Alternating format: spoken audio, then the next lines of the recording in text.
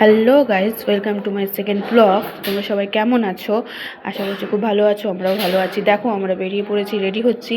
আমরা যাব হচ্ছে বাবা ভূতনাথ মন্দিরে পুজো দিতে।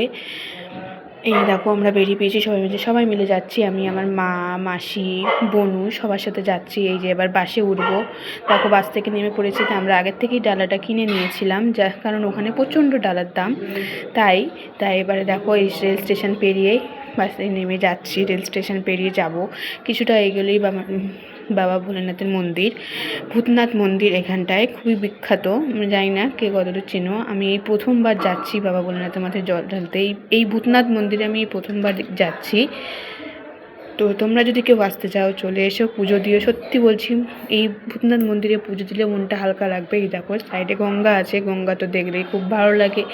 গঙ্গার ধার দিয়ে আমরা হেঁটে যাচ্ছি। এই যে হচ্ছে সেই মন্দিরের মধ্যে আমরা ঢুকে গেলাম পুজো দেওয়ার জন্য। এবার মন্দিরের মধ্যে আমরা যাচ্ছি। দেখো তোমরা, কিন্তু আমি বেশিক্ষণ তুলতে পারিনি, কারণ ওখানে বারণ করে দিয়েছিল যে ফটো তোলা যাবে না, ফটো বা ভিডিও করা যাবে না। দেখো, আমাদের পুজো তো করা হয়ে গেছে। এটা হচ্ছে পুজোর শেষের ভিডিও। পুজো করা হয়ে গেছে। তোমরা যদি কেউ আসতে চাও বাবা ভোলেনাথের মন্দিরে পুজো দিতে, তা তোমরা আসতে পারো। সত্যি বলছি, খুব ভালো লাগবে। তা চলো, টাটা, বাই বাই। এবার বাড়ি ফেরা যাক। Good night. প্লিজ আমার চ্যানেলটাকে সাবস্ক্রাইব করে দিও, লাইক, কমেন্টস।